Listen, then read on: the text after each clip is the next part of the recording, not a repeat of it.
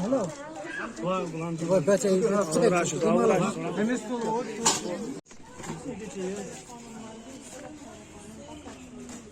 Yok şunu şöyle bulamadım öyle.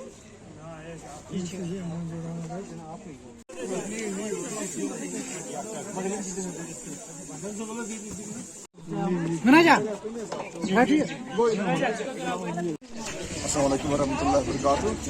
आज चूँकि ये यहाँ पर ये आग की वारदात हो गई है और यहाँ पर JNK फाउंडेशन की जो टीम आई थी देखने के लिए, उन्होंने फिलहाल सरदस्त उनको जो किचन सेट की जरूरत थी, जो आग की वारदात में इनके किचन सेट जल कर राख हो गए थे, फिलहाल हमने इनिशियली इनको वो किचन सेट दिया और इंशाल्लाह आगे भी कोशिश करेंगे कि बाकी इमदाद इंशाल्लाह करेंगे।